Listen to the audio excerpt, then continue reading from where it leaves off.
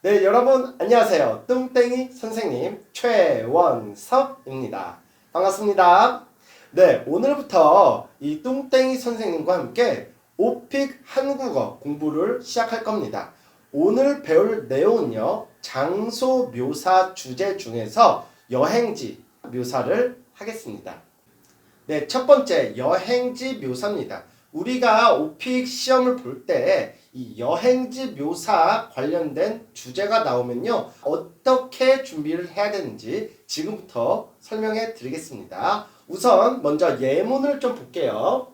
베트남에 아름답고 유명한 관광지가 많이 있는데 그 중에서 섬선 바다는 베트남 중부의 아름다운 바다예요. 여기에 가면 예쁜 바다가 가장 먼저 눈에 들어와요.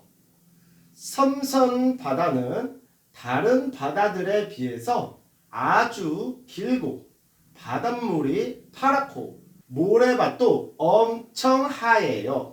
그래서 여기 경치는 마치 그림을 그린 것처럼 아주 예뻐요. 아름다운 바다에서 수영도 하고 경치를 구경하면서 예쁜 사진을 찍으니까 영화 속 주인공이 된 것 같아요. 보통 섬선 바다에서 논 후에 그 근처에 있는 해산물 식당에서 식사를 해요. 여기가 바다여서 그런지 다양한 해산물들을 먹을 수 있어요. 여행지라서 값은 조금 비싸긴 하지만 다른 곳에서는 먹을 수 없는 섬선에서의 싱싱한 해산물들을 맛보실 수 있어요. 한번 먹어보면 아마 다른 해산물은 눈에도 들어오지 않을 거예요. 지원 씨도 나중에 베트남에 오시면 꼭 섬선 바다에 한번 가보세요. 네, 이렇게 여행지 묘사에 관련된 내용을 읽어봤습니다. 지금부터 내용 구성에 따라서 어떻게 준비를 해야 되는지 가르쳐 드리겠습니다. 네, 첫 번째로 위치와 장소의 내용을 써주셔야 됩니다. 자, 그런데 위치와 장소 내용을 쓸 때요, 구체적인 장소 표현을 해야 됩니다. 자, 예를 들어서 여러분들이 저는 섬선에 여행 갔어요, 이렇게만 말하면요, 우리 베트남 사람들은 알 수 있어요. 아, 섬선 탱화에 있구나. 그런데 한국 사람들은요, 섬선이라는 말을 들을 때 여기가 어딘지 몰라요. 섬선이 어디야? 바다예요? 산이에요?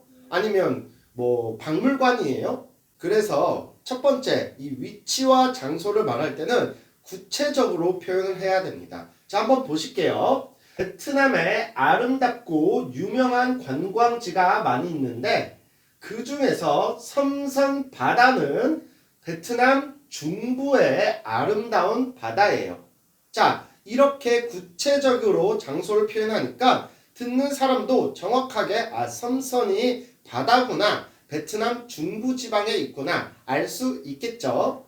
네, 그 다음으로 비교 표현을 많이 사용해야 됩니다. 오픽이 뭐예요? 오픽은 말하기 시험입니다. 그래서 간단하게 말하는 것보다 다양한 표현을 사용하면 더 좋은 점수를 받을 수 있겠죠. 그중 한 개가 비교 표현입니다. 함께 보겠습니다. 자, 이 문장에서는 어떤 비교 표현을 사용했죠? 베트남에 아름답고 유명한 관광지가 많이 있는데 그 중에서, 자, 이런 비교 표현을 사용했습니다. 여러분들이 그냥 중부지방에 있는 섬선바다 이 말보다 비교 표현을 사용해서 많은 여행지가 있는데 그 중에서 섬선이 가장 예뻐요. 자, 이렇게 표현을 하면 좀 더 다양하고 자연스럽게 이야기를 할 수 있겠죠. 자, 이 표현 이외에도 베트남에 있는 여러 관광지보다 다른 관광지에 비해서,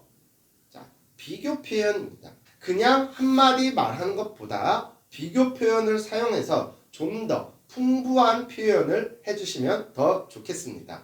네, 두 번째로 준비할 내용은요, 이곳에 무엇이 있어요? 입니다.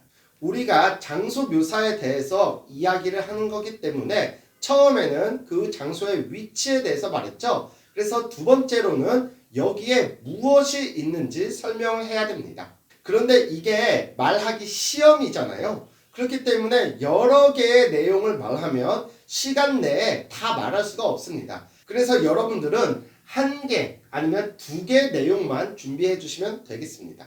함께 내용을 볼게요.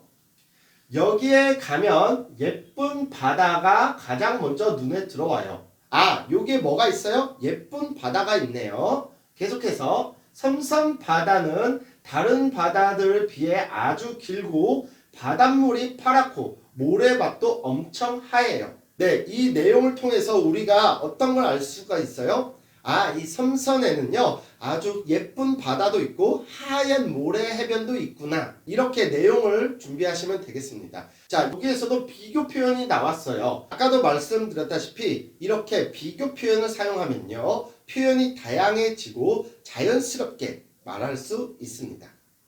네, 계속 보겠습니다. 세 번째, 네 번째, 이곳에서 무엇을 해요? 그러면 기분이 어때요? 내용을 준비해 주셔야 됩니다. 함께 보겠습니다.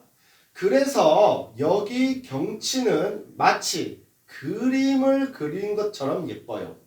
아름다운 바다에서 수영도 하고 경치를 구경하면서 예쁜 사진도 찍으니까 영화 속 주인공이 된 것 같아요. 자, 이 글을 봤을 때 글을 쓴 사람은 섬선 바다에서 무엇을 했어요? 네, 경치도 구경하고 바다에서 수영도 하고 그 다음에 사진도 찍었네요. 네, 그래서 기분이 어땠을까요? 정말 마치 그림을 그린 것처럼 너무 예뻐요. 그 다음에 이런 곳에서 사진도 찍으니까 내가 정말 영화 속에 있는 주인공이 된 것 같아요. 아주 예쁜 표현들을 많이 사용했죠? 네, 그 다음으로 내용 계속 보겠습니다. 네, 지금까지 섬선 바다에 대한 내용을 이야기했었죠. 자, 계속해서 이제 섬선에는 또 무엇이 있을지 앞에서 설명드렸던 이 말하기 방식을 그대로 사용해서 준비하시면 됩니다. 함께 보겠습니다. 보통 섬선 바다에서 논 후에 그 근처에 있는 해산물 식당에서 식사를 해요. 여기가 바다여서 그런지 다양한 해산물들을 먹을 수가 있어요. 네, 두 번째 내용은 뭐예요? 섬선에는 바다가 있고 그 주변에는 해산물 식당이 있다 이렇게 말했네요. 자, 이렇게 그곳에 무엇이 있습니까? 내용을 말하면 다음엔 뭐였죠? 네, 여기에서 무엇을 할 수 있을지 그 다음에 기분이 어떤지 이 내용이었죠? 함께 보겠습니다. 여행지라서 값은 조금 비싸긴 하지만 다른 곳에서 먹을 수 없는 섬선에서 싱싱한 해산물들을 맛보실 수 있어요. 한번 먹어보면 아마 다른 해산물들은 눈에도 들어오지 않을 거예요. 섬선에 있는 해산물 식당에서 우리는 맛있는 해산물을 먹을 수가 있어요. 그 맛은 다른 해산물 식당과 비교할 수 없을 정도로 아주 맛있어서 너무 기분이 좋습니다. 이렇게 여기에서 우리가 무엇을 하고 그 다음에 기분이 어떤지까지 준비해 봤습니다. 내용을 다 준비하고 나서 마지막에 이런 한 문장을 써주시면 더 좋습니다. 지원 씨도 나중에 베트남에 오시면 꼭 섬섬 바다에 한번 가보세요. 자, 여기서 지원이가 누구예요? 네, 지원이는 우리가 오픽 시험을 볼 때 나오는 이 사람이 지원입니다. 선생님과 오픽 장소 묘사, 여행지 내용에 대해서 공부해봤습니다. 어때요? 아주 쉽게 이해가 됐죠? 여러분도 한번 준비를 해보고요. 모르시는 거나 궁금한 게 있으면요. 언제든지 선생님에게 편하게 물어보시면 됩니다. 네, 지금까지 뚱땡이 선생님이었습니다. 열심히 공부하세요.